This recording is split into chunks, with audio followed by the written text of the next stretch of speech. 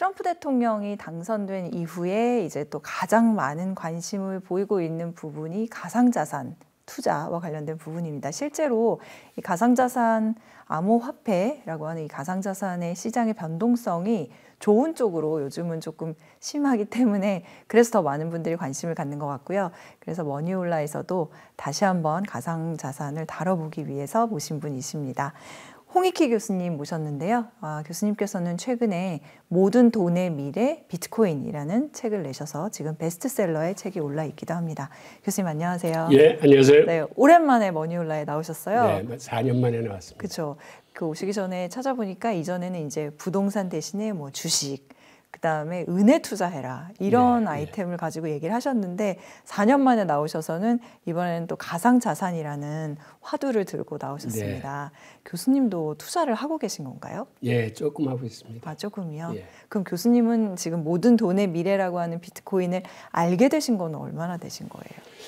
한 7년 정도 됩니다. 제가 7년 전에 화폐혁명이라는 책을 하나 썼어요. 네. 그 책의 주제가 기득 통화금융 세력하고 이 암호화폐 세력 간의 어떤 치열한 경쟁을 그린 거거든요. 예. 이번에 모든 돈의 미래 비트코인이라는 책을 쓰실 때 혹시 트럼프가 당선될 거다라는 거를 염두에 두셨나요? 좀 기대를 했죠. 왜냐하면 책의 출간이라든지 그런 게 시기를 보다 보면 이게 이제 트럼프가 되면 당연히 이 책이 조금 더 잘 나갔을 거다 그런 고려가 맞습니다. 있으셨는지. 그러면 이번에 이제 트럼프가 되고 나서 암호화폐 시장은 교수님이 예견한 대로 지금 가고 있나요? 그렇죠. 지금 어떤 의미에서는 완전히 새로운 시대가 지금 개막됐다라고 말씀드릴 수 있어요. 그러니까는 천지개벽에 가까울 정도로 암호화폐 세상이 바뀌고 있습니다. 크게 세 가지가 바뀌고 있는데 하나는 뭐냐 하면 그간 암호화폐의 최대의 적은 미국의 규제였습니다. 그렇죠. 그런데 이제는 규제에서 친암호화폐 정책으로 바뀌고 있고 그다음에 또 하나는 그간의 장세에는 개인들이 이끌어왔어요. 그런데 지금의 장세에는 기관들이 이끌어가는 기관 주도 장세가 됐습니다. 세 번째로는 이제는 기업들이 재무 전략의 포트폴리오에 비트코인을 담기 시작하는 기업들이 늘어나기 시작했어요. 이 세 가지가 가장 큰 변화인데 과거 미국의 정책을 보면 예를 들어 이런 겁니다. 비트코인 다음에 두 번째로 탄생한 화폐가 리플이에요. 근데 리플은 탄생 목적 자체가 은행의 송금을 개선시키기 위해서 태어난 코인입니다. 그러다 보니까 이거는 중앙화 암호화폐예요. 그리고 우리가 은행을 통해서 송금을 하지만 과거 은행 시스템에서의 송금은 우선 굉장히 느려 터졌고 게다가 수수료도 엄청 비싸요. 그러니까는 소액으로 갈수록 훨씬 비싸져서 수수료가 8% 내지 소액일 경우에는 23%까지 수수료를 내야 됩니다. 그러니까는 오히려 한 $200를 송금을 하려면 그 23% 정도를 수수료를 내야 돼요. 게다가 송금 사실을 확인하려면 며칠씩 걸렸어요. 그런데 리플이 나와서 값싸고 빠르고 송금했는지 여부를 즉시 확인할 수 있고 그건 엄청난 코인이 나온 거죠. 그 통해 리플은 그간 고생을 참 많이 했어요. 왜 그러냐면 리플을 송금 시장에 그대로 허용을 하면 미국이 주도하는 스위프트 시스템에 큰 타격을 받고 결국은 이게 붕괴할 수뿐이 없어요. 그러니까 미국 입장에서는 스위프트 시스템을 갖고 세계 금융시장을 주도하고 있는 입장에서 리플한테 선뜻 그 자리를 양보할 수는 없는 거죠. 그리고 미국이 스위프트 시스템을 놓지 못하는 또 큰 이유가 있습니다. 그게 뭐냐면 3단계를 거치는 일종의 메시징 시스템이에요. 그러니까 여기서 통신문을 보내가지고 좀 누가 얼마를 바꿔달라고 그러는데 중간에서 네가 이렇게 수고 좀 해라. 그리고 또 이렇게 저쪽에 가서 3번의 메시징을 거치면서 거기서 어떤 것들을 걸러내냐 하면 테러 자금, 불법 자금, 마약 자금 같은 거를 그간의 노하우가 쌓여서 어떤 인사들인지 블랙리스트를 죄에 갖고 있는 거예요. 그래서 미국의 보안을 위해서는 이 시스템이 당분간은 필요한 거예요. 그러니까 이거를 미국이 쉽게 양보하지 못하는 이유는 디지털 화폐나 뭐 스테이블 코인이나 가상자산으로 송금 시장이 가더라도 그 시장에서도 테러 자금 같은 건 막아야 되기 때문에 지금 그 방법을 민간 기업들하고 열심히 강구를 하고 있습니다. 그러면은 나중에 이제 리플이나 스테이블 코인한테 어차피 송금 시장은 내줄 수뿐이 없어요. 옛날 아날로그 시스템을 그대로 고집할 수는 없어요. 근데 미국으로서는 시간을 벌어야 되는 거죠. 그런 입장이었었는데 이제는 미국의 행정부나 입법부가 친암호화폐 인사들로 구성되면서 그래서 최근에 리플이 세상이 바뀌었다라고 생각해서 몇백 퍼센트 그냥 폭등을 한 겁니다. 네. 그러면은 지금 또 이 시점에 물어봐야죠. 그러니까 사람들은 이제 리플을 아는 사람들이 많은 거예요. 막 폭등하니까 이게 뭐야 이렇게. 근데 과거에 이제 알았던 사람들 같은 경우나 이제 아는 사람들도 이 급등세를 보면은 도저히 겁이 나죠. 일종의 새로 발을 담그기에는. 그러나 교수님은 앞으로도 이 리플의 급등세는 계속할 가능성이 있다고 지금 보고 계신 거예요? 리플은 사실은 그게 시장의 수요 공급에 의해서 가격이 책정되는 게 아니고 조금 전에 말씀드렸던 것처럼 이건 어떤 면에서는 정치적인 문제입니다.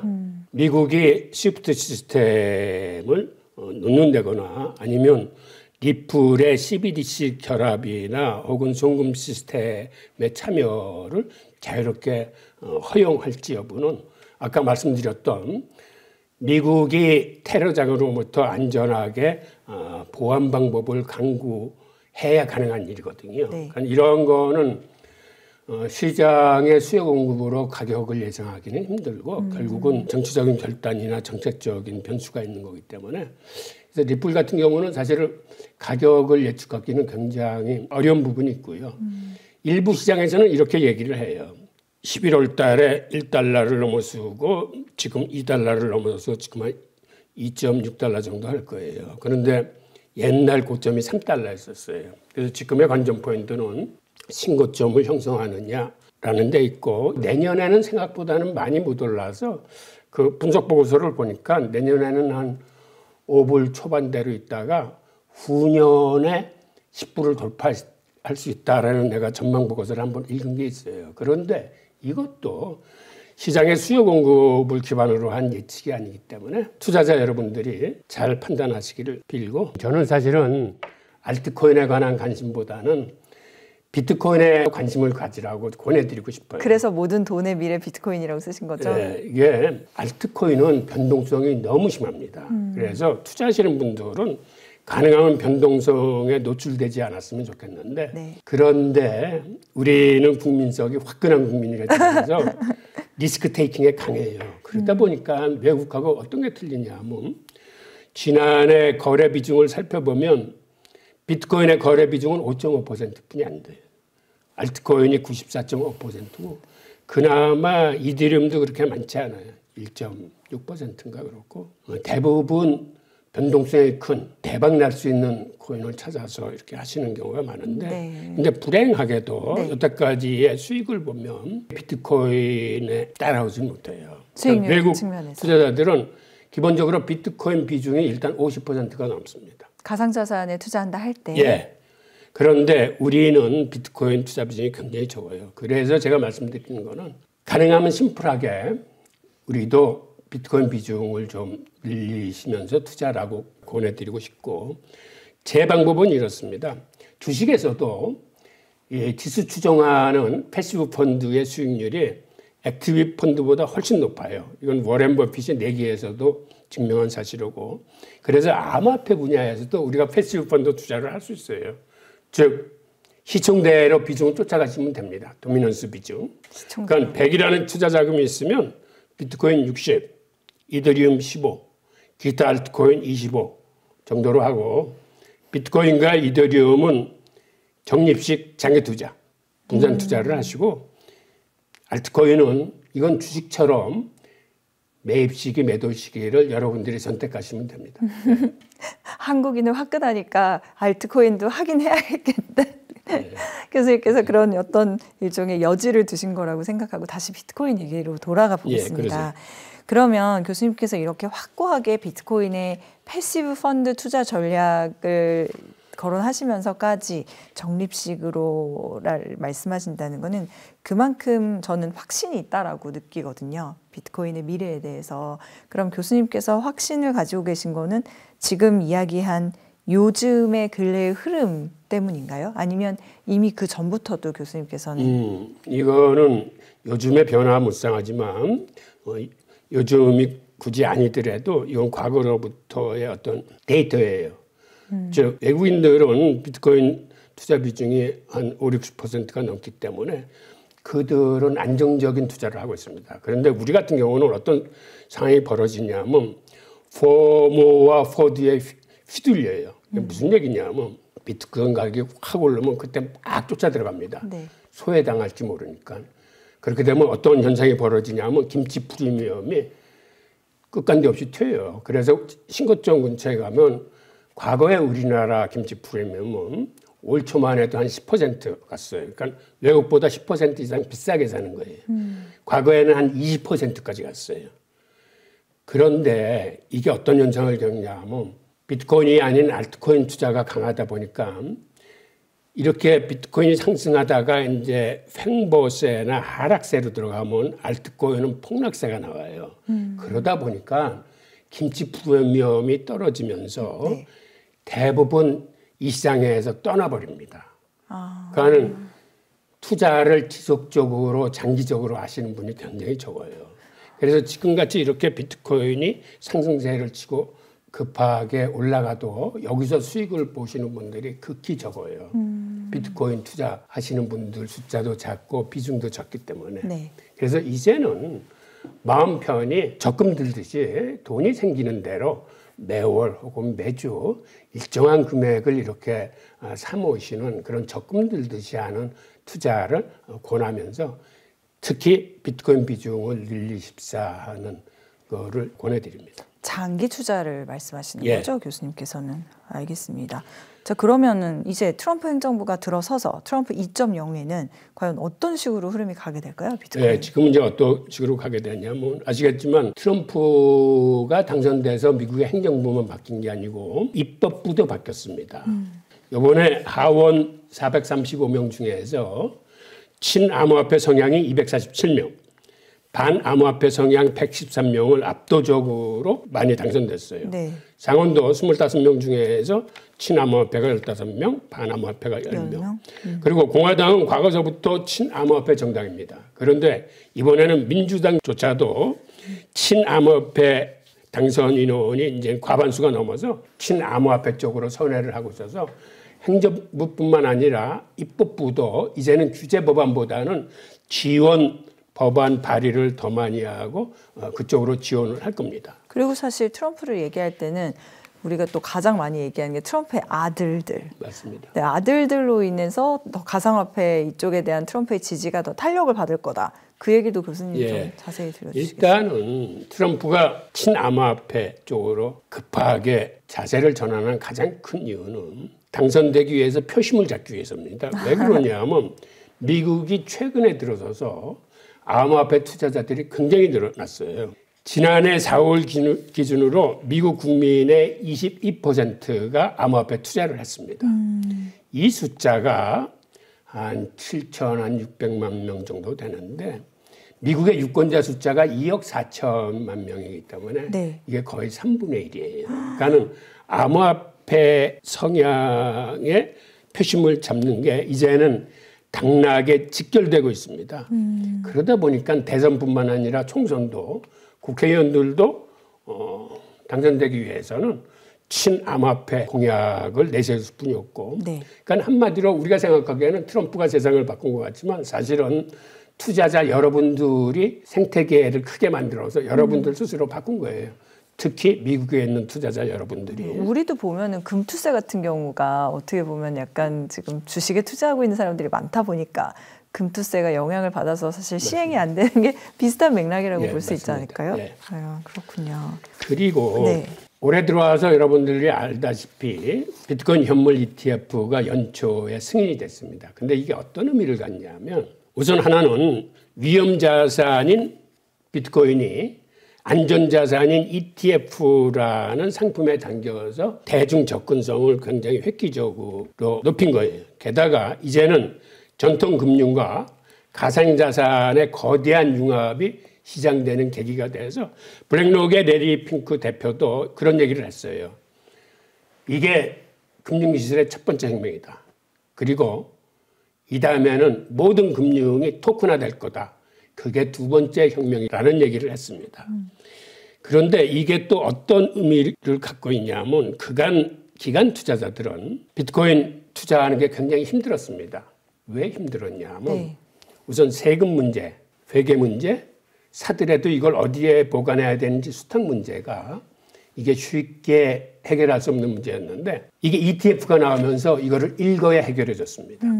그래서 올 초부터 이제 기관 투자자들이 비트코인 ETF를 포트폴리오에 담기 시작했는데 미국은 일정 액수 이상의 투자 기관들은 그 미국 증권거래위원회 SEC에 분기별로 포트폴리오의 변동을 보고를 해야 돼요. 그걸 조사해 보니까 1분기에 944개 기관 투자자들이 비트코인 ETF를 그들의 포트폴리오에 담았어요. 이게 굉장히 많은 수치처럼 보이지만 미국에는 기관 투자자의 숫자가 10,000개가 넘습니다. 그러니까 이게 한 9% 정도 되는 거예요. 그리고 아직까지는 대형 투자기관들이 이 시장에 입지를 하고 있지 본격적인 진입은 하지 않았어요. 그럼 그만큼 잠재적으로 더 수요가 늘어날 예. 가능성이 크다는 거죠? 그래서 1분기만 하더라도 기관 투자자들이 이 시장 거래 비중의 한 30% 정도를 차지하고 있다라고 추정을 했었는데 최근에는 더 놀라운 보고서가 나왔습니다. 체이널리시스라는 보고서에 의하면 북미에서 가상자산 거래의 70% 이상이 한 건당 $1,000,000 이상이 되는 거예요. 와. 그러니까 이거는 개인들의 투자 거래라고 보기 힘들고 이거는 기관 투자자들이라고 봄으로써 이제는 기관 주도 장세가 비중이 한 70%가 넘어가는 걸로 아주 급격한 변화를 보이고 있습니다. 이게 지금 비트코인 가격을 급속도로 예상보다 빨리 지금 끌어올리고 있습니다. 교수님 아까 트럼프 아들들이 예. 미친 영향에 대해서 여쭤봤는데 그 얘기를 좀 하죠. 우선 트럼프가 이렇게 바뀐 이면에는 아들들이 아빠한테 많은 얘기를 했어요. 그러니까 트럼프가 일기 때만 해도 비트코인은 사기다라고 얘기했던 사람이에요. 이거는 다단계 사기다라고 그랬는데 아들들이 아빠 그거 아니야. 그리고 비트코인이나 가상자산은 이러이러한 장점이 있어서 일단 아들들 얘기를 듣고 그다음에 선거 캠프에 친암호화폐 인사들이 많이 들어왔어요. 참모들로부터 얘기를 많이 들은 겁니다. 네. 그리고 트럼프는 촉이 좋아가지고 암호화폐 투자자들이 많이 일어났기 때문에 본인이 당선되려면 그들의 표심을 잡아야 된다라는 걸 알아서 그래서 아마 본격적으로 바뀌었을 겁니다. 그리고 최근에 그 아들 둘이 디파이 산업에 진출했어요. 아시겠지만 디파이 산업은 탈중앙화 금융입니다. 네. 그리고 또 하나 트럼프가 흡수한 게 그 로버트 케네디 무소속 후보가 몇 가지 공약을 내셨어요. 아주 진취적인 공약을 내셨는데 본인이 당선되면 가상자산 거래의 자유를 보장하겠다. 두 번째는 미국 예산을 블록체인 장부에 다 올려서 국민들한테 최공개를 하겠다. 세 번째는 비트코인 결제를 허용하겠다라고 그러는데 그중에 많은 부분을 트럼프가 흡수해서 공약 속에 이제 녹여냈습니다. 그리고 현재 지금 세상이 바뀌고 있는 요인 중에 또 하나는 기업의 재무 전략의 일환으로 비트코인을 담기 시작했습니다. 예를 들어서 지금 기업들은 사내 유보금을 엄청나게 갖고 있어요. 그렇죠. 그래서 이거를 투자처가 마땅하지 않으면 그들은 계속 이렇게 보유를 합니다. 그런데 4년 전서부터 마이크로 스트래티지라는 기업이 이런 사내 유보금을 가지고 비트코인을 사서 담기 시작했습니다. 그랬더니 이 회사의 4년간 주가 상승률이 1620%라는 놀라운 효과를 가져와서 미국 주요 주식 중에서 가장 으뜸이에요. 엔비디아보다도 훨씬 지금 상승세가 강합니다. 그게 비트코인을 담았기 때문이라는 말씀이신 맞습니다. 거죠? 네. 그런데 이걸 쫓아서 일본의 메타플래닛이라는 기업도 비트코인을 담기 시작했는데 여기는 최근 6개월 사이에 상승률이 자그마치 1200%가 났어요. 이런 식으로 기업들이 비트코인을 담기 시작하자 가격 상승세가 가파른 걸 보고 이제는 많은 회사들이 사내 유금중의 일부를 비트코인을 사자라는 움직임이 있었습니다. 이 얘기는 그러면 메타플래닛은 6개월 동안에 1200%고 MSCR은 4년 동안에 1700이니까 최근에 그만큼 엄청난 상승세가 있었다라는 얘기네요. 맞습니다. 그리고 최근에는 MS, 즉 마이크로소프트에서도 이 문제가 주주총회의 안건으로 올라왔습니다. 우리도 마이크로소프트처럼 사내 유금이 760억 달러 있는데 그중에 일부를 비트코인을 사자라는 안건이 올라왔는데 이번에는 사실 부결됐어요. 그 부결된 원인은 마이크로소프트 회사 측에서 이걸 분석을 해봤더니 아직까지는 비트코인이 위험자산이다라고 그래서 주주들한테 서한을 보내서 이번에는 이 표결에 반대해 주십시오라고 해서 이제 부결이 되긴 했는데 그럼에도 불구하고 이러한 상징성과 파급 효과 때문에 지금은 또 아마존에서 혹은 다른 기업에서 이 논의들이 계속 이루어지고 있습니다. 그리고 최근에 삼성전자가 주가가 부실하니까 자사주 부양책의 일환으로서 10조 원을 들여서 자사주들을 사들여서 소각을 했습니다. 그렇죠. 이게 전통적인 주가 부양책인데 앞으로는 이게 틀려질 겁니다. 무슨 얘기냐면 10조 원을 태워서 하늘로 날려버릴 게 아니라 차라리 그 돈으로 비트코인을 샀으면 삼성전자가 그렇게 했을 적에 이틀 동안 반짝 상승하다가 다시 그러니까 효과가 이틀뿐이 안 갔어요. 그런데 비트코인을 샀으면 효과도 훨씬 크게 나고 그다음에 비트코인 자체가 앞으로 계속 커지면서 회사 자산 규모도 커지는 거죠.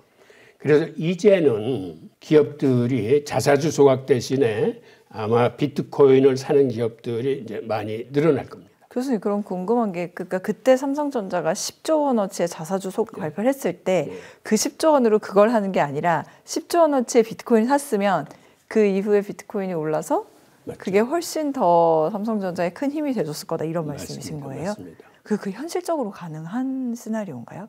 해외 사례들을 보면은 해외는 가능해요. 아직까지 우리 법인은 직접 투자하게끔 법이나 이런 제도적인 문제가 갖춰지지 않을 텐데 그래서 미국 같은 경우에도 새로운 재무회계 기준이 지난 12월 15일을 기점으로 바뀌었어요. 그간 기관이나 기업이 비트코인을 사더라도 이거를 회계상 어떻게 처리해야 될지가 불분명했어요. 예를 들어서 상가격, 즉 장부 가격으로 이걸 평가를 해야 되는 건지 아니면 팔아서 손실이나 이익이 확정됐을 때 그 가격을 반영해야 되는 건지 아니면 측정일 당시의 시세를 평가받을 수 있는 건지 불분명했는데 이제는 공정가치를 인정해 주기로 했습니다. 뭐냐면 측정일 당시의 시세를 인정해 주기로 했어요. 새로운 재무회계 기준이. 이런 회계 기준이 명확해졌고 그다음에 하나는 우리나라 같은 경우는 지금 법으로서 이 분야를 맡고 있는 게 많은데 아마 그런 것들이 앞으로 해소되리라고 보고 있고 그러면은 새로운 제도적 틀 안에서 가능해질 거라고 봅니다. 이게 단순히 기업만이 아니라 우리나라의 기관 투자 뭐 가장 큰 건 국민연금 같은 게 있는데 지금 그런 데들도 약간 고갈 우려가 막 나오잖아요. 그럼 자산의 일부로 아직까지는 비트코인을 담고 있는 우리나라 국민연금이 가장 잘한 일 중에 하나가 MSTR의 주식을 엄청나게 샀는데 그 수익률이 엄청 높아졌어요. 그러니까는 우리나라가 지금 할 수 있는 건 지금 우리 투자자들은 비트코인 현물 ETF 투자도 이걸 막아놨습니다. 그래서 할 수 있는 거는 비트코인을 산 기업의 주식을 사는 건데 오히려 국민연금은 그 통해 수익률이 더 높아졌어요. 그런 식으로 서학개미들이 지금은 비트코인 관련 주식에 많이 투자를 하고 있습니다. 그러니까 직접이든 간접이든 기업도 비트코인을 국가처럼 자산의 일부로 가질 것을 이제 교수님께서 앞으로는 추세가 그렇게 될 거다. 알겠습니다. 그러면 트럼프는 심지어 미국을 뭐 암호화폐 수도로 만들겠다 이런 공약까지도 했다고 하는데 이게 정말 실현될까요? 예, 그 가능성이 있어요. 그 왜 그러냐면 우선 채굴 측면에서도 사실 과거에 비트코인 최대 채굴국은 중국이에요. 과거에 한 90%, 낮아도 한 70% 정도를 중국이 죄다 채굴을 했어요. 그러니까 중국의 저 일부 지역은 전기료가 굉장히 싸요. 그쪽은 예를 들어서 석탄 같은 걸로 이렇게 발전소를 돌리기 때문에 석탄 발전소의 심야 전력 같은 건 굉장히 쌉니다. 그러다 보니까 현재 탄생돼서 돌아가 있는 비트코인의 3분의 2 이상의 고향은 중국이에요. 중국에서 태어났는데 2021년 5월에 중국이 비트코인 허용을 했더니 중국 부호들이 자본 유출이 심해지더라. 그래서 자본 유출을 막기 위해서 채굴을 비롯한 모든 행위를 금지시켰습니다. 그때 중국에서 비트코인 해시레이트가 70% 정도 됐던 게 0%로 확 줄어들어요. 그러니까 정부가 그렇게 강경하게 나오니까 채굴업자들이 채굴을 하지 않고 숨지겨 지켜보고 있었는데 그 다음에 정부의 눈치를 보면서 슬금슬금 다시 채굴을 하기 시작해서 그해 말에 한 21% 정도 회복하더니 지금은 세계 비트코인의 한 55%를 채굴하고 있습니다. 그게 이제 지금 보이시는 이 그래프인데 그 틈에 어느 나라가 여기 파고들었냐면 바로 미국이에요. 그 시기를 전후해서 미국이 비트코인을 채굴하는데 지금 비중이 중국 다음에 높은 40%예요. 그러니까 이 두 나라가 세계 전체 비트코인의 95%를 채굴하고 있습니다. 그런데 트럼프가 얘기한 채굴 100%를 지원하겠다는 얘기는 그게 어느 정도 가능성이 있는데 왜 그러냐 하면 미국의 전기료가 OECD 국가 중에서 가장 쌉니다. 게다가 과거에는 중국보다는 약간 비쌌는데 최근 들어와서는 오히려 중국보다 전기료가 더 싸지고 있어요. 그래서 채굴 경쟁력에서 중국을 앞섰기 때문에 중국의 채굴량을 미국이 가져올 수 있다는 거고 또 하나 더 대단한 거는 미국에서 지금 기간 주도 장세로 변하면서 비트코인 거래량이 아주 급증을 했습니다. 그러니까 세계 거래량의 지금 한 23% 정도로 미국이 거래를 해요. 그래서 다른 나라에 비해서 압도적으로 거래량도 많기 때문에 앞으로는 채굴과 거래 양측에서 미국이 석권할 가능성이 있습니다. 그럼 중국은 어떤데요? 중국은 지금도 모든 것을 금지한 그 법안은 그대로입니다. 아, 그대로예요. 근데 단 중국 정부가 밀거래 같은 걸 묵인해 주는 것 같아요. 네, 그래서 채굴도 밀채굴이고 거래 상태도 법적으로는 금지돼 있지만 민간 차원에서 밀거래가 성행하는 걸로 보입니다. 그러면은 저희가 이제 지금까지는 어떻게 보면 업사이드를 얘기를 했다고 하면 사실 다운사이드에 대한 얘기가 이게 내리막 장세에서는 많이 나오는데 오르막 장세에서는 뭐 약간의 우려가 있긴 하지만 그렇게 많은 얘기를 안 하거든요.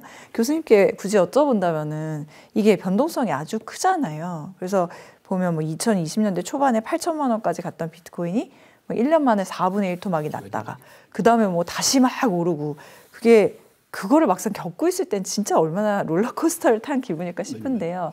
교수님도 그럴 가능성은 여전히 남아 있다고 보시는 거예요? 물론 자산이기 때문에 그럴 가능성이 있습니다. 뭐 세계적인 신용 경색이 들이닥친다거나 경기 침체가 심하게 온다거나 뭐 등등 가능성은 있는데 예전보다는 가능성이나 그 깊이 같은 게 많이 줄어들 겁니다. 왜 그러냐면 과거에는 현물 생태계 시장의 규모가 그렇게 크지 않았기 때문에 개인들이 이끌어오던 시장이라 세력들이 마음먹으면 선물 시장을 악용해서 얼마든지 현물 시장을 움직일 수가 있었어요. 이걸 여러분들도 아시다시피 웩도덕 현상이라고 그러는데 한마디로 꼬리가 몸통을 흔든다고 그래서 즉 선물 시장을 활용해서 현물 시장을 엄청나게 흔드는 겁니다. 그러니까 세력 같은 입장에서는 시장을 흔들 수 있으면 그들이 파생 상품에서 옵션에서 아래 위 변동성을 활용해서 돈을 벌 수 있기 때문에 그들은 과거에는 그런 식으로 많이 시장을 흔들었습니다. 그런데 문제는 이제 틀려졌어요. 왜 그러냐면 블랙록 같은 대형 자산운용사가 들어오면서 블랙록은 이 분야의 사실은 큰 형님이에요. 자산운용 규모가 10조 달러에 달합니다.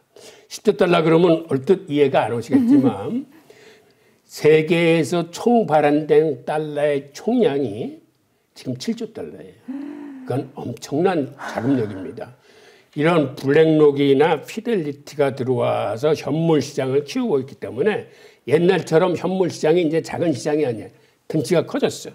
그리고 함부로 선물시장에서 세력들이 옛날처럼 그렇게 흔들어대지를 못합니다. 왜 그러냐면 선물시장에 있는 큰 형님들이 반격을 하면 작은 세력들이 당해내지 못해요. 그래서 이제는 정상적인 주식시장에서도 한 20-30%의 조정은 일상 우상향하더라도 오는 거기 때문에 그 정도의 조정은 건강한 조정은 받아들이지만 옛날처럼 반토막 혹은 반의 반토막 나는 거는 이제는 쉽지 않다라고 말씀드릴 수 있습니다. 네.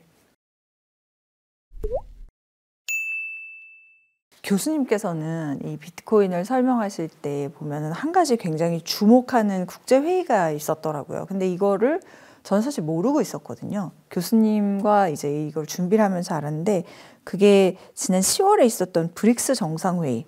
근데 이 브릭스 정상회의랑 가상 자산이랑 도대체 무슨 관계가 있는 거예요? 네, 이제 그걸 좀 설명드리면 브릭스 회원국끼리는 달러에서 독립하자는 일치를 받기 때문에 우리가 앞으로 우리들끼리 무역할 적에는 달러를 쓰지 말고 각국의 통화를 쓰자라고 이제 합의를 봤어요. 굉장히 그런데, 큰 합의네요, 그거는. 예. 예를 들어서 브라질하고 중국하고 회의를 하면 브라질의 헤와라와 중국의 위안화를 갖고 하는데 헤와라는 이게 변동성이 크고 인플레이션이 심해. 그러니까 당연히 무역하는 사람들한테는 위안화가 선호될 수뿐이 없어요. 네. 그러다 보니까 기존 브릭스 5개 국가의 무역에 있어서 위안화가 중심화폐, 즉 기축통화 노릇을 했는데 문제는 시장에 해외에 위안화의 유동성이 부족한 거예요. 위안화가 부족해. 왜 그러냐면 달러는 기본적으로 미국이 무역 적자국이기 때문에 무역을 하게 돼서 적자를 범으로써 달러가 세계에 공급됩니다. 그런데 중국은 무역 흑자국이야. 날이 갈수록 무역 흑자 규모가 커져요. 그러니까 오히려 해외에 있던 위안화도 중국으로 빨려 들어가요. 그러니까 다른 나라가 중국하고 무역하기 위해서 위안화를 찾아도 위안화가 부족한 거예요. 그래서 이번 회의에서 어떤 얘기를 했냐면 그간 브릭스가 달러에서 탈피하기 위해서 기축통화를 만들어 가기로 했어요. 브릭스가요? 특히 러시아가 주도해서 네. 3단계 기축통화 개발 계획을 했었는데 네. 1단계는 잠정적으로 위안화를 우리 무역의 기축통화로 쓰자. 그다음에 2단계는 디지털 화폐로 간다. 3단계는 금이나 리튬 등 희귀 원자재를 담보로 하는 실물 디지털 화폐로 간다는 게 그들의 요지였었어요. 그런데 서방 언론의 시각에서는 그런 식으로 브릭스 기축통화를 만든다는 게 가당치가 않은 거야. 저건 현실성이 없어. 당연하죠. 각국의 이해관계도 틀리고 특히 인도 같은 데는 브릭스와 미국 양쪽의 다리를 거치고 있기 때문에 그런 통화에 기본적으로 반대를 합니다. 그것도 그렇고 트럼프가 너무 가만 안 둘 것 같은데요. 맞습니다. 트럼프 대통령이. 그리고 공동통화를 만들어낸다는 게 얼마나 힘든 일이냐면 유럽이 EU가 결정돼서 유로화라는 통화를 만들어낼 적에도 그 준비 과정이 굉장히 지난하고 오래 걸렸어요. 그런데 특히 나라의 특성이 더 다르고 후진적인 양상의 브릭스 국가가 유럽처럼 이렇게 공동통화를 만들어낸다는 건 현실적으로 사실은 불가능에 가깝다고 판단을 했기 때문에 서구 언론에서는 그간 주목을 하지 않았습니다. 그런데 이번 10월 달 카잔 정상회의에서는 이 내용이 180도로 변해서 나옵니다. 어떤 내용이 나오냐면 네. 그들이 일단은 유동성이 부족하니까 우리가 무역통화를 만들어서 쓰자. 그러니까 기존의 기축통화는 이제는 포기한다. 대신에 무역통화는 각국이 자국의 화폐를 쓰되 우리가 무역할 때, 무역 정산할 때만 쓰자라고 해서 브릭스 유닛이라는 무역통화 논의가 본격화됐습니다. 그리고 브릭스 유닛은 어떻게 만드냐 하면 금을 40%를 담보물로 하고 신청국가나 브릭스 플러스, 즉 브릭스 플러스라면 지금 9개국인데 그 통화들의 가중치인 브릭스 통화 가중치를 60%, 금 40, 통화 바스켓 60% 기준에 실물 디지털 화폐를 만들자라고 지금 논의가 되고 있어요. 이거는 그들의 무역을 함에 있어서 달러에서는 탈피하고 싶은데 시중에 위안화가 부족하니까 그런 무역 통화를 만들자고 하는 건데 이거는 굉장히 현실적으로 이제는 가까워졌습니다. 왜 그러냐면 이 유닛이라는 통화가 이미 개발돼 있어요. 유닛이라는 통화는 유엔 산하기관인 이리아스라는 데에서 이미 개발을 완료한 통화입니다. 그래서 브릭스 유닛인데 그래서 이거는 빠르면 내년에도 도입을 할 수 있습니다. 이렇게 브릭스가 빠르게 전환을 했다는 사실이 굉장히 중요하고 이게 왜 중요한 거예요, 교수님? 그러니까 이게 무역 통화가 근본이 디지털 화폐가 나오면 네. 예를 들어서 달러는 미국의 신용에 전적으로 의존하는 이건 신용화폐예요. 즉 미국의 신용에 의존한다고 그러지만 미국이란 나라는 신용을 지키는 나라가 아니에요. 무슨 얘기냐면 우리가 안전자산이라고 있는 달러가 1971년도만 하더라도 금 1온수당 35불 했었어요. 그런데 지금 금 1온수를 살려면 2,700불 이상이 넘습니다. 한마디로 그간 달러의 가치는 99%가 훼손됐어요. 그런데 앞으로는 그 훼손 속도가 더 빨라질 거예요. 왜 그러냐면 지난 10여 년 사이에 달러 발행액이 10배 이상 늘어났어요. 그러니까는 99% 훼손되는데 50년 걸렸는데 또 앞으로 그 정도 훼손되는 데는 그렇게 오래 걸리지 않아서 그만큼 또 훼손이 될 겁니다.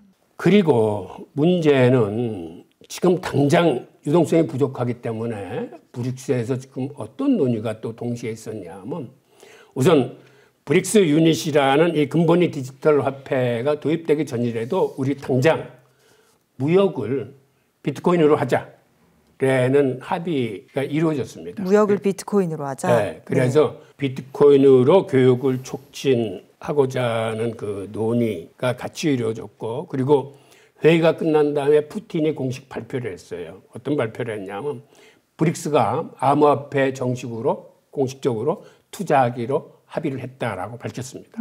그래서 앞으로는 브릭스 국가들이 비트코인으로 무역하는 그러한 시대가 올 겁니다. 그러면 실제로 그동안에는 비트코인이 경제학 이론에 맞지 않는다라고 할 때 이게 뭐 화폐로서의 기능이 거의 없다. 그다음에 뭐 그걸로 표시된 통화가 없다. 막 이런 얘기들을 많이 했는데 그게 조금 힘을 잃고 어쨌든 무역으로 쓰이는 통화가 되면은 용처가 생기는 맞습니다. 거죠. 처음에는 이게 교환 매체로서의 기능이 없고 변동성이 심하고 등등의 이유로서 화폐로 쓰지 못할 거라는 얘기에 논쟁이 많이 붙었었는데 엘살바도르 같은 나라가 비트코인을 법정 화폐로 쓰기 시작하면서 이미 엘살바도르에는 그 비트코인 ATM 기기라거나 비트코인가 실물 사회에서 거래되고 교환되고 결제되는데 전혀 문제가 없어요. 그러니까 그런 식으로 비트코인이 이제는 통화의 반열에 올라와서 이렇게 쓰이고 있는데 네. 브릭스 국가들이 무역 통화로서 비트코인을 쓰게 된다면은 다시 한번 비트코인의 장세에 크게 영향을 미치게 될 겁니다. 이미 하자라고 합의는 봤어요. 받고. 네. 왜 그러냐면 그들이 무역을 해야 되는데 시중에 위안화가 없으니까 그렇다고 달러는 쓰기 싫으니까 그들이 비트코인은 쉽게 살 수 있고 네. 그러니까 러시아는 그래서 어떤 태도를 취했냐면 러시아도 자본 유출을 막기 위해서 그간 채굴이나 암호화폐 산업의 일체를 금지시켜 놨어요. 그런데 이번 회의가 끝나고 11월 달에 채굴을 합법화시켰습니다. 그런데 과거에 이걸 금지시켰을 때는 이 비트코인 때문에 자본 유출이 된다라고 금지를 시켰거든요. 그래서 그 문제를 풀기 위한 묘안으로 이들이 뭐를 생각해냈냐면 채굴업자들한테 당신들이 채굴한 비트코인을 국내에 팔지 말고 러시아 상품을 수입하고자 하는 수입산들한테 팔아라. 그리고 국내에는 팔지 않음으로써 즉 부호들의 자본 유출은 지금 금하고 있는 상태를 계속하고 이거를 해외 수입상들한테 팔아서 이걸 가지고 교육을 좀 더 부드럽게 윤활유 역할을 하게 지금 만드는 겁니다. 근데 그러면 진짜 궁금한 게 있죠. 이게 이제 만약에 트럼프 대통령 행정부 때에 일어난다고 하면은 미국이 진짜 가만히 있을까요? 그래서 얼마 전에 트럼프가 다급해서 본인의 SNS에 뭐라고 올렸냐면 네. 브릭스 국가들이 달러에 대한 대안을 찾거나 다른 통화를 이용해서 달러에서 벗어나려고 하면 100% 관세를 때리겠다고 했어요. 그리고 트루스 소셜에 그렇게 되면은 미국이라는 훌륭한 시장을 그들은 잊어버리게 될 것이다.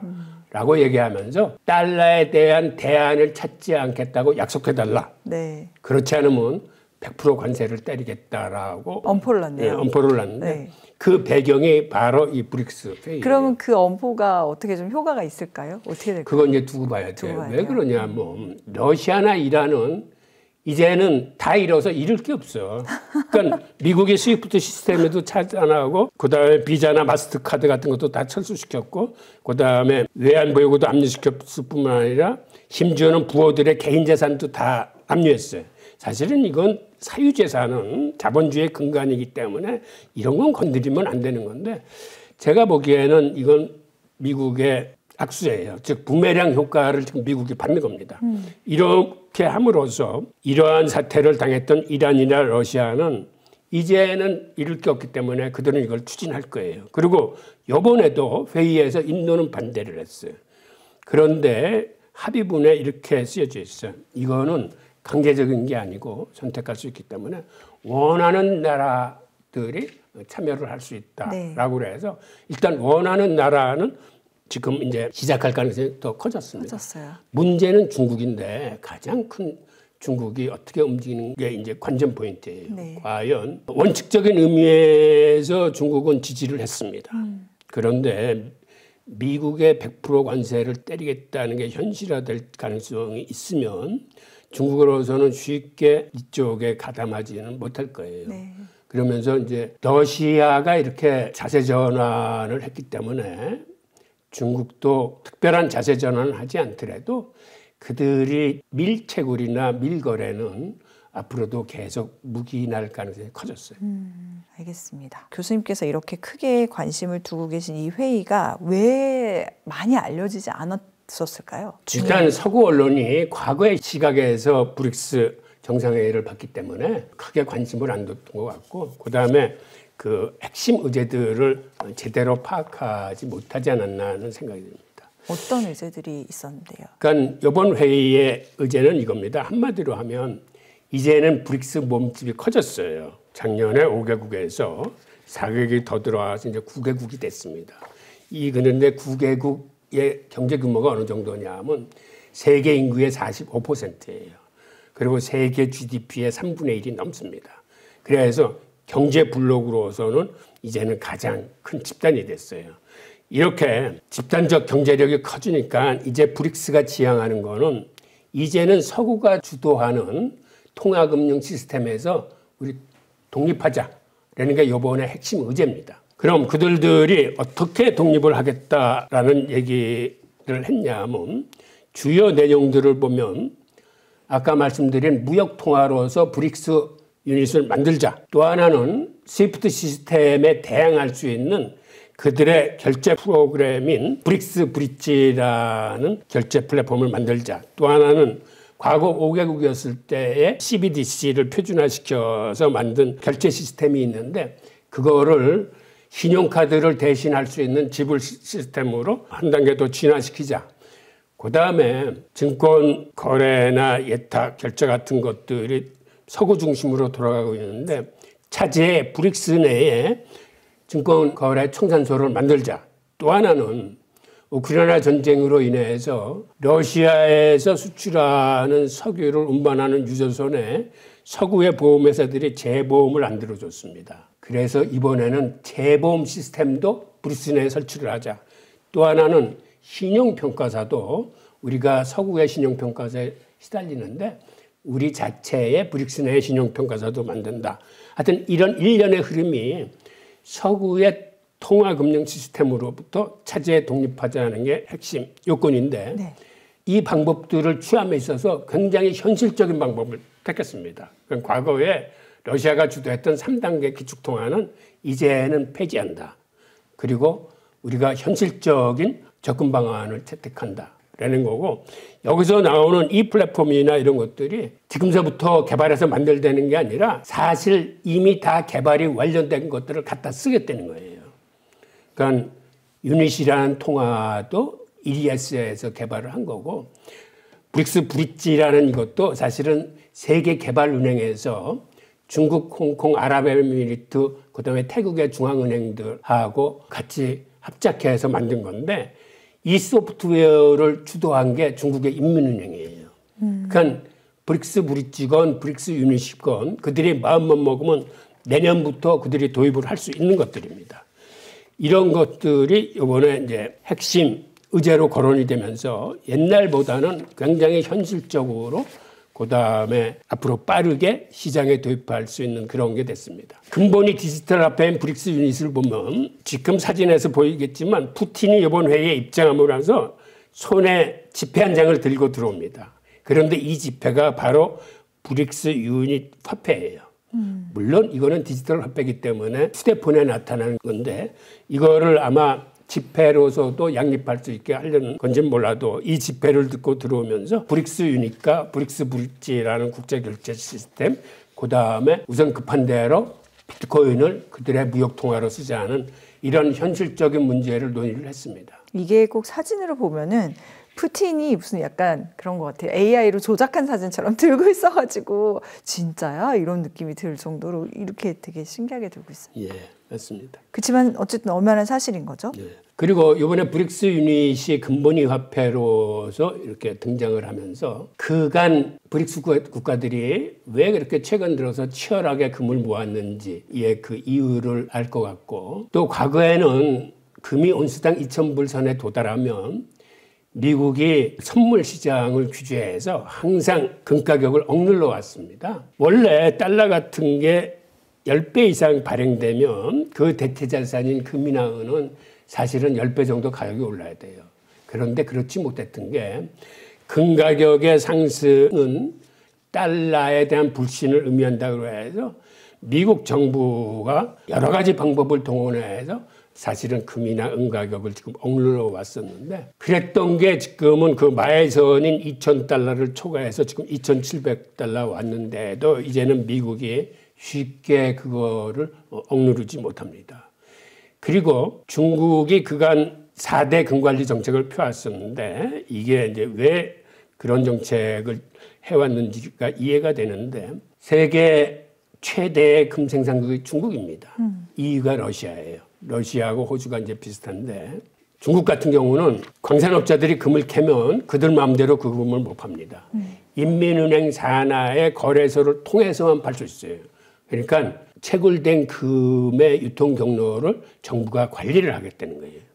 그 다음에 최대 생산국이면서도 세계 최대의 금 수입국이 중국입니다.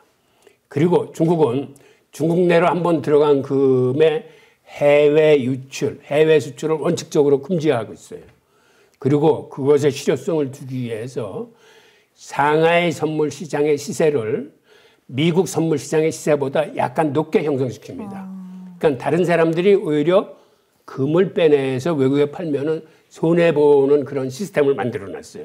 그래서 중국으로 한번 들어간 금은 바깥으로 빠져나오지 못하는데 그간 중국도 그렇고 이 브릭스도 그렇고 이런 근본위 화폐에 대한 공감대가 일찍서부터 형성이 돼서 그들이 금을 이렇게 이제 매집한 게 아닌가라는 생각이 듭니다. 그러면 교수님께 사실 금 관련해서도 요즘에 뭐 당연히 가상자산에 대한 관심 많지만 금에 대해서도 지금 전고점을 돌파하고 굉장히 가격이 많이 올랐지만 앞으로 더 오를 거다. 이게 시작이다. 이런 그렇죠. 이제 브릭스 유닛이 본격적으로 그들이 통화가 된다면 브릭스가 IMF나 세계은행에 대항해서 신개발은행이라는 걸 만들었어요. 그 개발은행이 앞으로 이 브릭스 유닛을 4조 달러 상당을 보유하겠다라는 플랜을 발표했습니다. 4조 달러가 얼마나 큰 금액인지 감이 잘 안 잡히실 텐데요. 미국 연준이 발행한 본원통화 발행액, 즉 달러의 발행액이 7조 달러입니다. 그러니까 4조 달러는 엄청나게 많은 금액인데 앞으로 4조 달러의 40% 정도 되는 금을 그들이 담보로 갖고 있으려면 브릭스가 앞으로도 계속 금을 수입해야 되니까 지금의 장세가 더 지속된다고 봐야 되는 거죠. 금도 비트코인처럼 오를 수 있는 여력이 충분하다.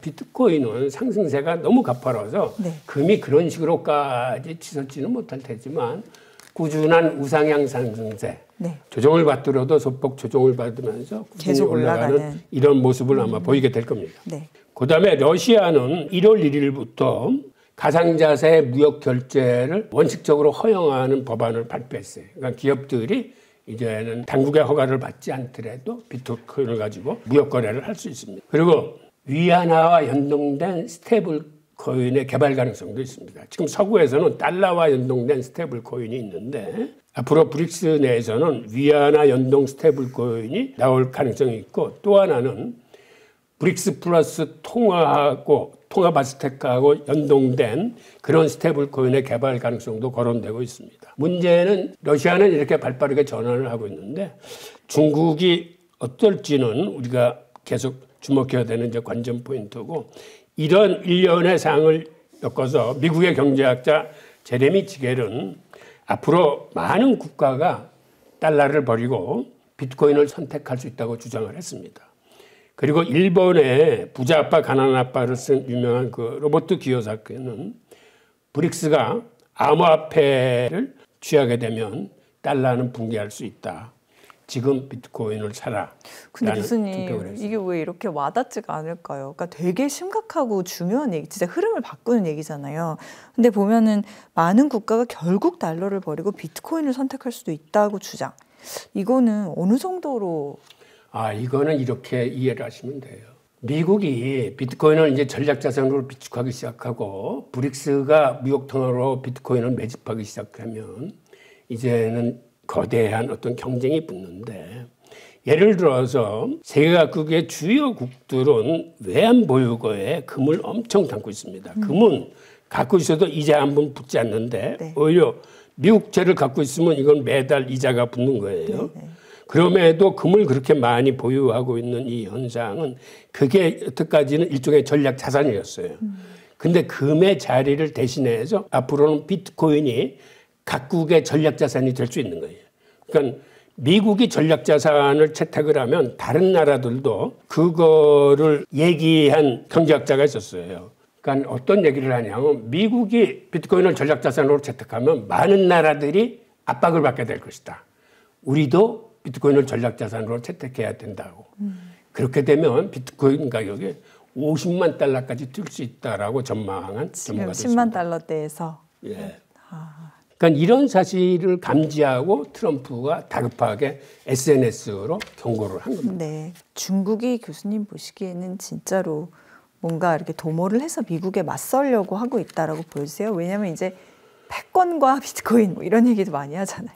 중국은 사실은 미국의 규제를 굉장히 두려워하고 있어요. 그래서 지금도 미국이 어떤 거를 규제하겠다 그러면 중국이 거기는 건드리지 않습니다. 그래서 지금 러시아에 대한 저렇게 강하게 제재를 하면서 했을 적에 미국이 러시아하고 접촉하는 업체들한테는 불이익을 주겠다고 그랬을 때 중국이 거기에 참여하지 않고 심지어는 러시아에 있는 어떤 것들은 철수를 해라라고 그랬을 때 중국이 미국 말을 들어요. 지금은. 그러니까 지금 중국으로서는 미국에 대항해서 미국의 규제의 틀에 잡히면은 나름대로 심각할 수 있다라고 생각을 하는 거예요. 그래서 이렇게 미국이 강하게 나왔을 적에 중국의 태도가 회의에서는 공식적인 지지를 선언을 했는데 실제적으로 행동에 합류를 할 수 있을지는 그거는 아직은 의문이에요. 그건 또 큰 변동 요인이네요. 만약에 중국이 실제로 그렇게 합류를 안 하겠다고 해버리면 힘이 많이 빠질 거잖아요.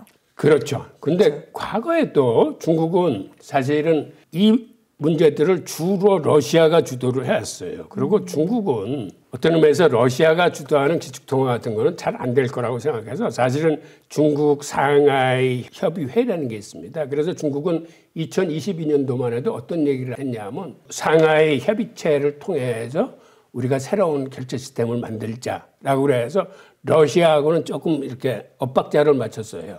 그런데 이번에는 하여튼 이러한 제반 협의사항에 원칙적인 지지를 중국이 표명을 했어요. 그리고 중국이 제가 보기에는 제대로 힘을 갖출 때까지는 미국의 정면으로 도전하는 행위는 지금은 안 하고 좀 완전을 힘을 갖춰줘서 이제는 시기가 왔다 그러면 아마 중국이 대담하게 반기를 들 가능성도 있습니다.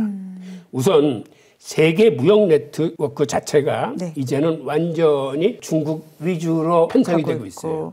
미국이 몇 년 전만 해도 디커플링 전략을 쓰겠다라고 해서 공급망 재편을 얘기했었는데 지금은 그 얘기가 쏙 들어갔습니다. 그 이유는 추진을 해봤더니 미국 편에 줄 서는 나라보다는 중국 편에 줄 서는 나라들이 훨씬 많아요. 그러니까 실용주의를 채택하는 제3세계나 글로벌 사우스, 즉 남반구에 있는 개발도상국은 최중국 편입니다. 그 이유는 중국을 최대 교육국으로 갖는 나라의 숫자는 이미 4년 전에 140개국이 넘었어요.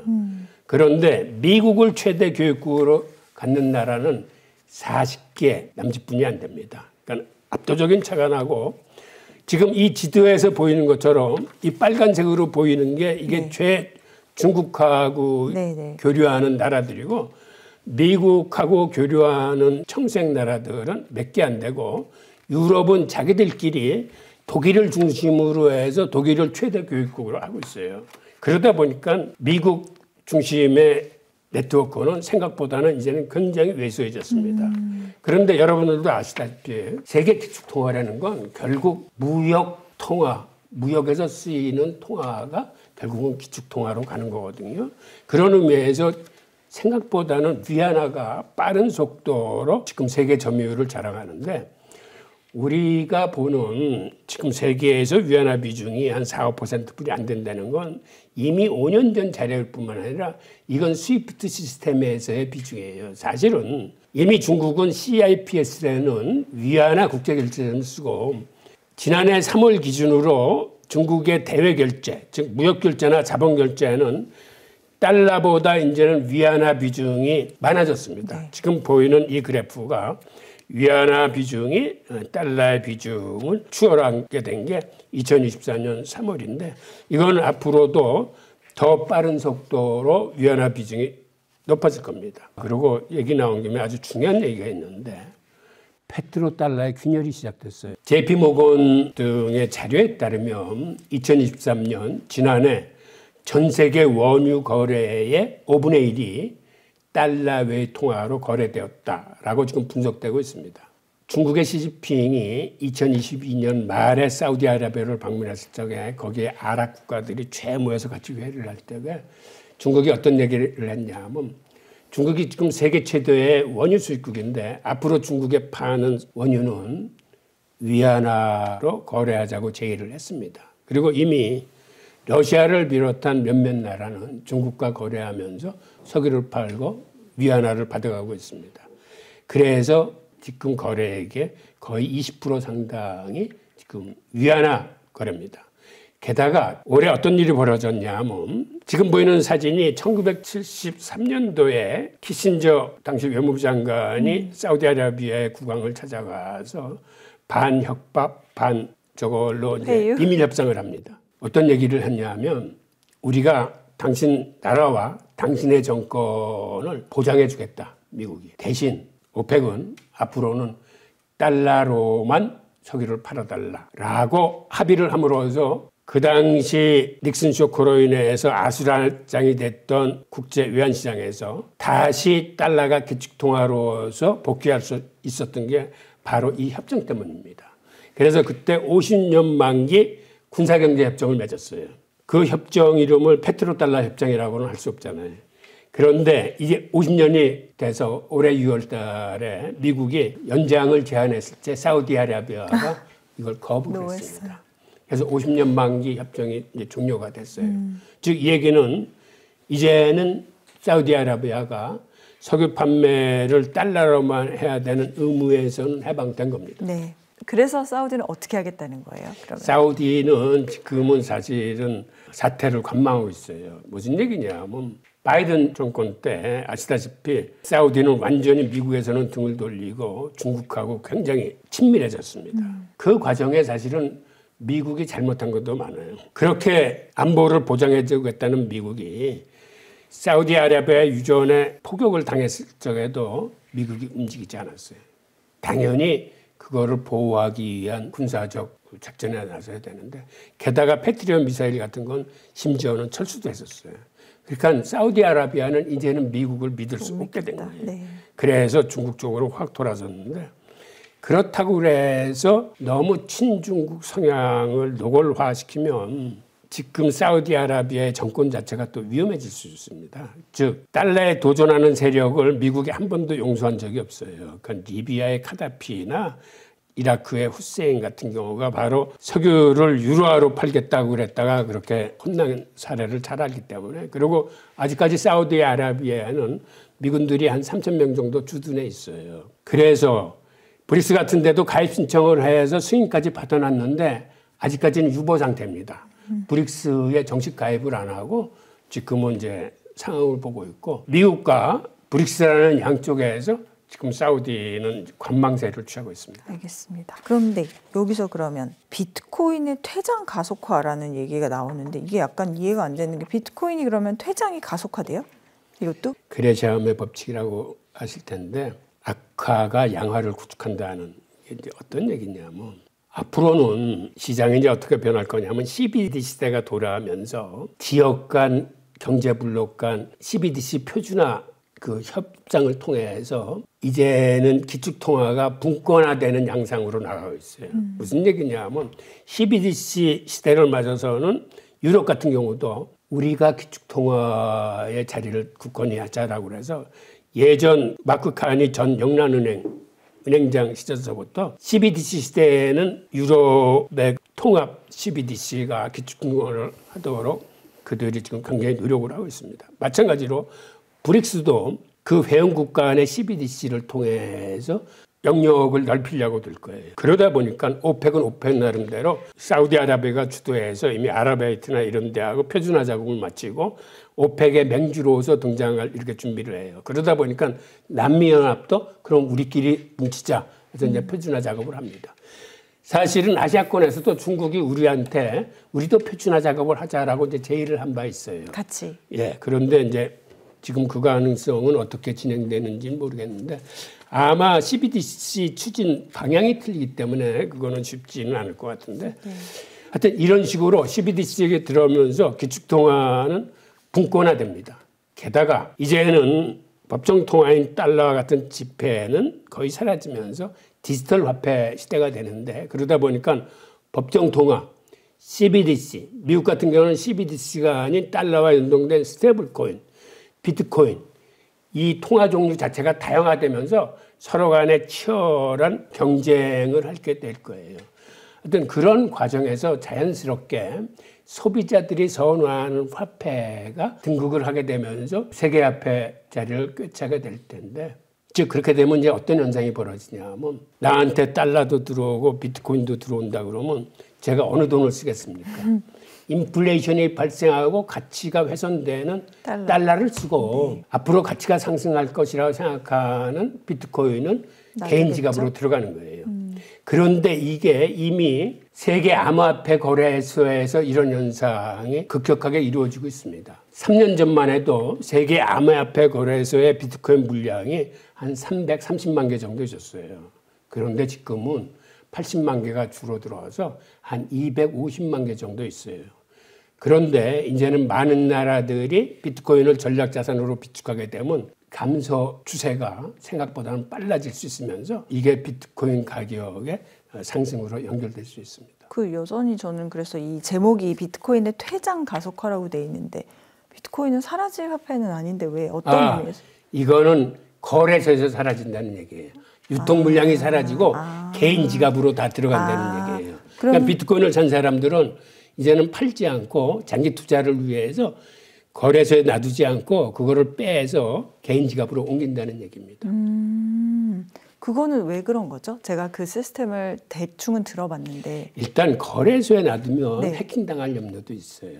주로 해킹은 거래소에 일어나고 그다음에 팔 생각이 없는 사람들은 내가 이거를 10년, 20년이고 장기 투자를 하겠다는 사람은 거래소에 놔둘 이유가 없어요. 억지로 잊어버리는 환경을 만들어주는. 그래서 그 사람들은 개인 지갑으로 옮깁니다. 그런데 지금도 전체 물량 중에서 85%는 개인 지갑으로 옮겼어요. 그리고 15% 정도만 거래소에 나와 있어요. 그러니까 거래소에 나와 있다는 건 팔 의향이 있다는 얘기인데 앞으로 팔 의향이 있는 물건들은 점점 줄어들고 이게 개인 지갑으로 더 많이 옮겨지게 될 거예요. 진짜 옛날에 막 10년 동안 잊어버리고 있다가 꺼내봤더니 엄청 놀랐다 막 그렇게 맞습니다. 만들기 위해서 일부러 그런 환경을 만드는 거라고 볼 수도 있겠네요. 교수님은 사실 이제 유대인 이야기라는 책으로도 어떻게 보면 널리 알려지셨죠. 그런 교수님께서 비트코인에 대한 얘기를 하신다는 게 굉장히 흥미로운 점이라고 저는 또 생각하는 게 이 비트코인과 소위 말하는 미국의 경제, 화폐, 금융을 주물른다는 그런 유대계 미국인 또는 유태인하고 연결져서 생각할 수 있는 그런 접점은 혹시 있을까요? 예, 있습니다. 아시다시피 유대 통화금융 세력은 기득 세력이에요. 그런데 기득 세력이 지금 같은 금융 자본주의에서 크게 잘못하는 일들이 있어요. 그게 뭐냐면 달러의 발행을 엄청나게 늘림으로써 인플레이션을 조장을 합니다. 그리고 또 하나는 근로소득으로 돈을 버는 사람은 연평균 GDP 성장률 정도의 봉급 인상을 받고 일을 하기 때문에 크게 자산이 불어나지 않아요.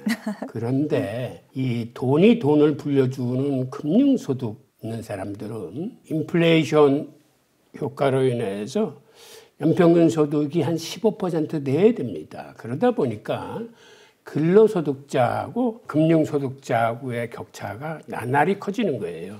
그러니까 한쪽은 봉급이 연평균 3%로 올라갈 때 네. 이쪽은 연평균 15%씩 벌면 오덕 소득 불평등이 심화될 뿐만 아니라 결국은 부의 편중, 곧 부익부 빈익빈이 심해집니다. 그러다 보니까 사회적으로 이게 많이 왜곡이 돼서 1970년대만 해도 미국의 중산층은 70%가 넘었어요. 그런데 지금은 중산층이 40%도 안 됩니다. 즉 중산층들이 하류로 몰락했어요. 전락하고 있는 거예요. 네. 그리고 미국에서도 이건 연준이 발표한 통계 자료인데 상위 1%만 소득 점유율이 점점 늘어나고 있고 나머지 99%는 자산이 9%는 현상 유지, 90%는 소득 점유율이 점점 적어지면서 하류로 꺾어집니다. 이게 바로 금융자본주의의 내재적 모순이에요. 중산층이 이렇게 계속해서 줄어들면 어떻게 되겠습니까? 이런 시스템은 지속 가능하지 않습니다. 즉 자본주의에 대한 이 자체가 심각한 도전이에요. 우리가 정말 자본주의를 지키려면 이런 사항을 개선해야 되는데 지금의 통화금융 세력들한테는 이런 자정 능력이 없어요. 사실은 그런 의미에서 출연한 게 비트코인입니다. 무슨 얘기냐 하면 인플레이션으로 인해서 이러한 사회적인 불평등과 부의 편중이 보는 걸 보면서 이거를 막기 위해서는 인플레이션이 일어나지 않는 화폐를 만들어야 되겠다라고 생각해서 나온 산물이 이제 비트코인이에요. 이 관계를 좀 더 디테일하게 말씀드리면 비트코인이 탄생하기 30년 전부터 유대인 암호학자들은 이 문제에 천착하기 시작했습니다. 그래서 1980년대 사이버펑크 운동이라는 게 시작돼요. 그 당시 히피 운동이 한참 지나갔을 텐데 현 체제에 대한 반항과 도전을 의미합니다. 즉 사이버펑크라는 건 암호학으로 현재의 통화금융 세력에 도전하는 세력들의 운동이 일어나면서 그들이 연합해서 같이 연구하고 암호화폐를 개발하기 시작합니다. 그 중심에 암호화폐의 아버지라고 일컬어지는 데이비드 참이 있었는데 이 양반도 유대인이에요. 그래서 이 양반은 대학원 시절에 어떤 책을 했냐면 칠레의 아엔데 대통령이 미국 정부의 감청과 도청으로 인해서 그가 하는 편지나 전화나 이런 게 다 도청되면서 일거수일투족이 미국의 감시에 들어가면서 결국은 미국이 생각하는 사회주의 지도자나 공산주의 지도자는 죄 제거당합니다. 그래서 칠레 국민들한테 사랑받던 아엔데도 구테타 군에 의해서 내전을 치르다가 결국은 죽게 되는데 그거를 읽은 데이비드 참은 이게 민주주의의 가장 큰 적이구나. 빅브라더로부터 개인의 프라이버시는 보호되어야 된다. 궁극적으로. 결국은 지금은 정부나 은행들에 의해서 우리의 일거수일투족이 다 추적당하고 있구나. 그래서 가장 먼저 한 게 이메일의 감청이나 도청을 피하기 위해서 암호학자들끼리는 자기들의 그 암호화 이메일을 개발을 합니다. 그래서 암호학자들끼리는 바깥에서 이렇게 추적할 수 없는 이메일을 쓰고, 두 번째는 개인 구자의 추적도 막아야 되겠다라고 해서 탄생한 게 암호화폐예요. 그래서 데비드 차움은 대학 교수가 되고 난 다음에 암호화폐를 연구하는 동아리를 가장 먼저 만듭니다. 유대인 암호학자들을 중심으로 같이 모여서 연구를 시작을 해요. 그리고 본인이 암호화폐 설계도를 짠 다음에 이거를 오픈합니다. 오픈소스로 해서 누구나 암호화폐를 개발하게 만들고, 본인은 미국에서 암호화폐를 개발하면 틀림없이 미국 정부의 규제를 받을 거라고 생각해서 네덜란드로 건너가서 네덜란드의 디지캐시라는 회사를 세우고 거기서 세계 최초의 암호화폐인 이캐시를 개발합니다. 그때 인턴사원으로 들어온 게 여러분이 아실지 모르겠는데, 닉 제보라는 유대인 친구가 그 인턴사원으로 들어와서 암호화폐를 같이 개발을 하고 이캐시를 출시를 하고 처음엔 잘 나갔어요. 그러다가 나중에 그거를 쓰던 중소은행들이 미국 정부의 눈치를 보면서 거기서 탈퇴를 하면서 결국은 파산하게 됩니다. 그리고 그들이 그거를 철저하게 분석을 해요. 우리가 왜 망했는지 보니까 우리는 그간 해킹에 너무 대응이 부실했다. 그리고 은행을 연계해서 쓰기 때문에 이게 생명의 영속성이 없더라. 그러니까 은행이 탈퇴하면은 이 암호화폐가 하루아침에라도 망할 수 있는 거예요. 그래서 은행을 떠난 탈중앙화 암호화폐를 만들어야 되겠다라는 방향을 설정하고, 또 하나는 해킹을 막기 위해서는 이거를 복잡하게 추적할 수 없는 그러한 블록체인 기술 같은 거를 활용을 해서, 그때도 이미 블록체인 기술은 나와 있었어요. 그래서 누구나 쉽게 해킹할 수 없는 안전한 화폐를 만들겠다라는 두 가지 원칙을 세웁니다. 즉, 블록체인 기술을 활용하고 은행을 통하지 않는 탈중앙 화폐를 만든다는 큰 원칙을 세워놓고 새로운 암호화폐를 개발하기로 합니다. 그리고 닉 제보는 그런 걸 개발하려고 들다 보니까 앞으로는 이게 주로 상거래에서 쓰일 텐데, 상거래에서 쓰이려면은 상거래의 법률이나 규정에 합동한 암호화폐를 만들기 위해서 내가 법을 알아야 되겠다라고 생각을 해서 법학대학원에 진학을 해서 결국은 변호사 자격까지 따고 법학 교수 노릇도 합니다. 그런데 그 당시 하이데크의 영감을 많이 받아서 닉 제보는 많은 얘기를 하고, 닉 제보가 결국 해낸 게 스마트 콘트랙트의 개념을 그때 개발을 해요. 그리고 그렇게 하기로 했던 그 팀들이 방향성까지 그렇게 정해놓고 개발을 했는데 역사에 다시 등장하지 않고 30년 후에 사토시 나카모토라는 익명의 사람이 비트코인을 개발을 하는데, 비트코인이 사실은 닉 제보가 비트골드라는 암호화폐의 백서를 만들어서 세상에 내놓습니다. 그런데 이 비트골드하고 비트코인은 굉장히 닮았어요. 즉 거기도 어려운 퍼즐을 풀어나가면서 책을 한다거나 하는 지금의 비트코인에 관한 것이, 결국 비트골드는 세상에 등장하진 않았지만 그 내용이 비트코인의 기반이 됩니다. 그리고 비트코인 백서에서 그간 도움을 받았던 여러 사람들을 언급을 하는데 이 비트골드에 대한 얘기는 언급되지 않습니다. 하여튼 이런 과정을 통해서 30년 동안 연구해서 만들어낸 것이 결국 비트코인이라는 실체로 등장하게 됨으로써 저는 개인적으로 이렇게 생각합니다. 이게 개인이 만들었는지 팀이 어울려서 만들었는지는 잘 모르겠는데 팀일 가능성이 좀 더 높다고 보고, 그 다음에 이거는 유대 기득 세력에 대한 유대인 암호학자들의 도전이라고 이렇게 봅니다. 그리고 그 시기를 전후해서 금과 연계된 화폐나 이런 거 만들어낸 업체들이 한 두세 개 있었는데 그게 FBI나 미국 정부에 의해서 심한 탄압을 받습니다. 그래서 감옥에 끌려가고 다 뺏기고, 그래서 비트코인도 이게 실명으로 발표됐으면 지금처럼 살아있을 수가 없을 거예요. 그래서 익명으로 발표가 됐기 때문에 결국은 이거를 다른 방법으로는 블록체인 기술을 죽일 수 있는 방법이 없습니다. 지금 약간 우려되는 건 양자 컴퓨터가 나와서 앞으로 10년, 20년 후에는 지금 이 암호 체계가 그들한테 노출이 되면서 위협을 받을지 모르지만 아직까지는 비트코인을 죽일 수 있는 방법 자체가 없어요.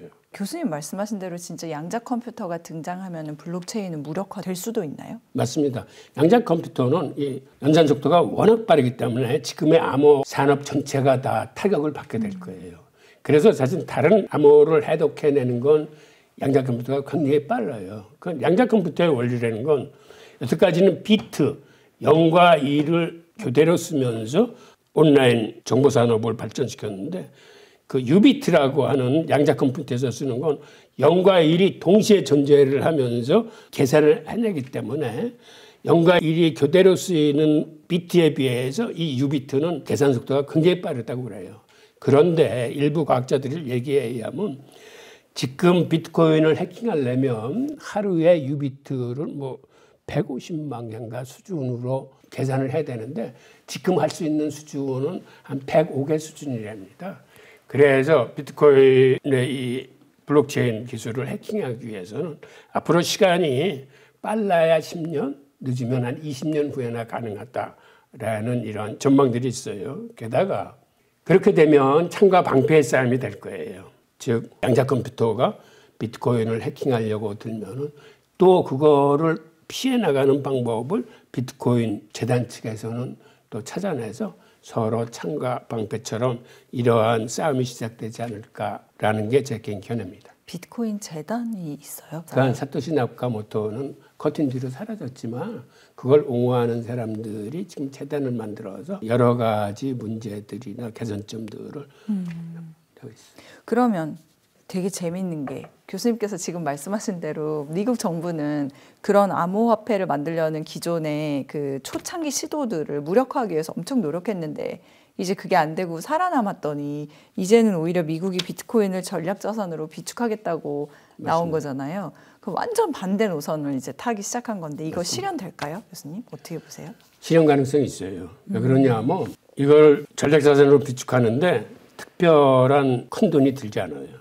그러니까는 내시빌에서 열렸던 비트코인 컨퍼런스에서 트럼프가 올라와서 스피치를 하지 않았습니까? 그 자리에서 바로 이 전략자산 비축을 제의한 건데 그 뒤를 이어서 등단한 루미스 상원의원이 왜 우리가 비트코인을 전략자산으로 해야 되는지를 스피치를 했어요. 네. 그때 요지는 이걸 하기 위해서 국민 세금을 더 거둘 필요도 없다. 우선은 우리가 21만 개라는 몰수 비트코인이 있으니까 이걸 가지고 시작하면 되고 그다음에 연준 산하에 12개 지역 연준이 있습니다. 지역 연방준비은행이 있는데 그들이 갖고 있는 지급준비금이 있는데 그거를 초과해서 더 갖고 있는 거를 초과 지급준비율이라고 하는데 그 초과 지급준비율의 일부를 비트코인으로 전환하는 방식으로 비축을 함으로써 5년 동안 100만 개를 모으겠다는 건 현실적으로 가능하고 또 이거를 20년 동안 팔지 않으면은 20년 후에는 이거를 가지고 미국 부채의 절반을 갚을 수 있다라고 그랬어요. 그러면서 이게 바로 해답이다라고 이제 스피치를 했습니다. 그거가 실제로 해답이라고 교수님 앞서 말씀하신 거랑 비슷하네요. 삼성전자가 자사주 소각 대신에 그걸로 비트코인 샀었으면은 오히려 더 많은 맞습니다. 경제적 이득을 받 비슷한 맥락으로 느껴지는데요. 그럼 교수님도 이 말씀에는 동의하시는? 그 자리에서 루미스 상원은 어떠한 수식을 풀었냐면 달러라는 건 매년 2% 이상 인플레이션이 되도록 설계된 화폐인데 반해서 비트코인은 여태까지 매년 55%의 상승세를 가져왔기 때문에 설사 그 상승세가 둔화된다 하더라도 20년 후에는 그 모은 100만 개를 가지고 미국 정부 부채의 절반은 갚을 수 있다라고 얘기를 했습니다. 그러면 미국이 진짜 아까 말씀하신 대로 브릭스 그 회의에서 이 사람들이 자기들만의 어떤 무역 화폐를 만들기로 했고 그거에 대해서 트럼프가 굉장한 반감을 드러냈다 말씀을 하셨는데 그러면 그런 이유로도 이거는 또 미국이 비트코인을 더 비축하는 그런 상황이 될지 맞습니다. 그러니까 여태까지는 정부 부채 갚는 데만 포커스가 맞춰졌는데 이제는 정부 부채뿐만 아니라 브릭스가 비트코인을 무역 통화로 쓰기로 시작했다고 했기 때문에 이제 브릭스와 미국 간에 비트코인 매직 경쟁이 벌어지고 그렇게 되면 다른 나라들도 여기 가세를 해야 돼요. 그게 미국과 브릭스만 비트코인을 모아서 그들 자산 가치만 높아지게 다른 나라들이 거기서 소외될 수는 없기 때문에 그렇게 본격화되면 많은 다른 나라들도 지금 금을 그들의 외환보기에 담듯이 비트코인을 담기 시작할 겁니다. 그러면 국가도 전략자산 비축을 시작하고 기관들도 지금 비트코인을 사 모으기 시작하고 기업들도 그들의 사내 유공을 비트코인 사기 시작하면은 비트코인 시장에 또 한 번의 큰 상승세가 이루어질 수 있죠. 그러니까 트럼프가 지금 자기 정권이 다시 시작되기 전에 비트코인 전략 자산화를 얘기를 했는데 그리고 폭등세가 나타난 비트코인인데 이거를 다른 나라들도 거의 따라서 비트코인의 전략 자산화를 할 가능성이 미국이 있다고 전략 자산화를 하면 채택하게 되면 다른 나라들도 따라갈 확률이 커요. 그다음에 또 한 가지 미국이 비트코인을 전략 자산화한 다음에 부채를 감소시키려고 하는 전략이 있다고 했는데 이거는 비트코인이 오르면 맞습니다. 그러면 자동으로 부채가 감소된다는 그 논리인가요? 그렇죠. 이제 이게 오르게 되면 여태까지는 연평균 55%의 속도로 올랐는데 그렇게까지 오르지 않아도 한 20년 후에는 예를 들어서 마이클 스트래티지의 대표는 20년 후에 비트코인 가격이 30% 정도 오르는 걸로 가정을 했을 적에 개당 1,300만 불이 된다고 그랬어요. 그러니까 그 정도로 올라줘도 지금의 미국 부채의 절반은 갚을 수 있다는 겁니다. 그런데 또 그거를 그때 갚지 않고 더 보유 기간을 연장하면 나중에는 미국 전체의 100%를 갚을 수 있는 가능성도 있는 거죠. 이게 지금은 허황된 얘기로 보지만 네. 과거의 사례를 보면 예전에 피자 2판을 사는데 비트코인 10,000개를 줬어요. 지금은 1개 1억 5천인데 그때는 10,000개를 주고 한 판을 사 먹은 사례도 있거든요. 그러니까 사 먹었다라기보다 정말로 쓰이진 않았을 테니까 거의 화폐 가치가 그랬다는 말씀이신 거죠? 아니면 비트코인을 실제로 거래가 그렇게 됐어요. 피자를 파는데 비트코인을 10,000개 보내서 하나를 배달시켜서 먹었어요. 언제예요, 그게? 그게 아주 초창기 때 얘기죠. 초창기면 초창기래 뭐 봐야 그쵸. 비트코인이 2009년대에 나왔으니까 이제 한 15년뿐이 안 된 얘기예요. 그러면 우스개로 지금 사서 열심히 적립식을 하면은 일종의 노후 대책도 될 수 있는 거 아닙니까? 맞아요. 그래서 마이클 세일러의 공식을 대입하면 한 30% 정도 올라서 20년 후에 비트코인이 1,300만 불이 된다면 지금 어느 정도 사놔야 노이자율인 한 10억 원 정도를 우리가 가질 수 있냐면 어느 정도인지 아십니까? 그러게요. 계산 복잡해요. 그게 얼마 사야 됩니까? 지금? 제가 11월 29일 날 이런 방송을 했을 때 그때 기준으로 해보니까 770만 원이에요. 근데 지금은 또 비트코인이 많이 올랐기 때문에 지금 사신다면 한 1,000만 원어치 사놓으시면 20년 후에 그게 10억이 됩니다. 진짜로요? 교수님 이렇게 말씀해 주시다니 지금까지. 그럼 지금 1,000만 원 딱 사고 20년 뒤에 열면은 그게 10억이 되죠. 그러면, 근데 이제 그때 또 물가 인플레가 있을 수도 있으니까 그건 감안해야겠지만. 네. 아니 10억 이상으로 더 오를지도 몰라. 이게 30%를 가정한 건데 연 30%. 다른 나라들이 전략 자산으로 비축하기 시작하면 30% 이상도 오를 수 있어요. 최근에 어떤 보고서들이 나왔냐면 트럼프 취임일 이전인 1월 20일에는 12만 5천 달러 갈 수 있다. 그런데 마이클 세일러가 1,300만 불 된다는 건 연 30% 상승을 가정했을 때 1,300만 불이 되는 거고 이게 비트코인이 시장에서 없어지기 시작해서 만약 상승세가 더 가파뤄진다면 더 빨리 단축될 수도 있는 얘기죠. 교수님께서 이런 말씀을 많이 하셔서 그런지 요즘에 우리나라에도 주식보다 비트코인 한다는 사람들이 더 많은 것 같습니다. 맞아요. 진짜. 그게 실제로 미국에서도 바이낸스 거래소의 거래량이 나스닥 거래량을 추월했어요. 우리나라도 마찬가지입니다. 지금 가상자산 거래액이 코스피와 코스닥을 합친 주식 거래액보다 훨씬 많아요. 그러니까 이제는 이 가상자산군이 엄연한 자산 시장으로 자리를 잡은 거예요.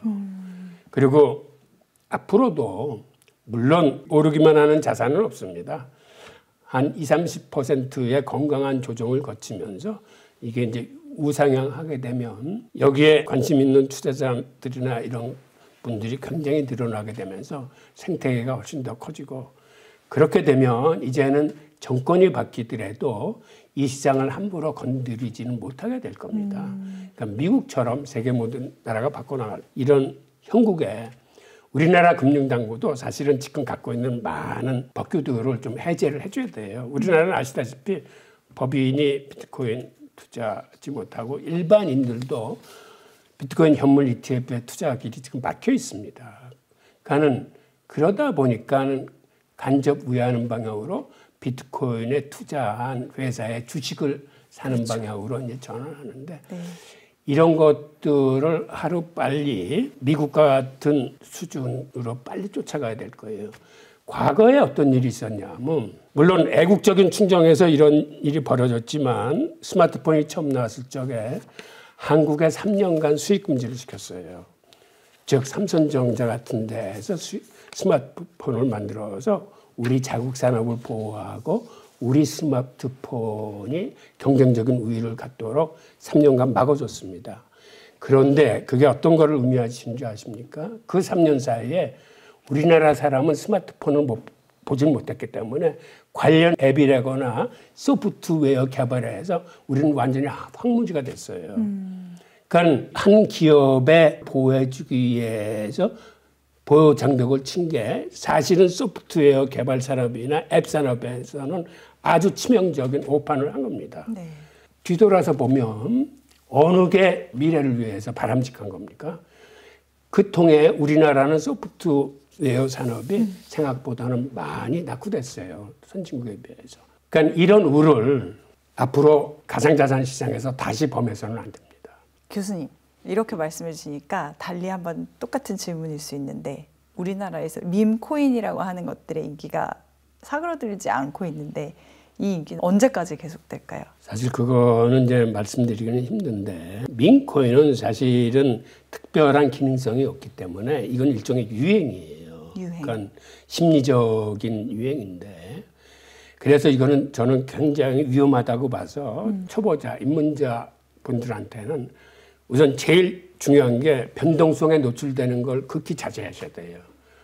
그러니까 비트코인 투자를 제가 적극 권하는 이유는 알트코인은 너무 위험합니다. 우선 알트코인의 99%는 앞으로 사라질, 소멸될 것들이에요. 그리고 알트코인이 변동성이 워낙 크기 때문에 알트코인에 들어간 사람들이 대부분 좋은 결과를 보지 못하고 시장을 떠납니다.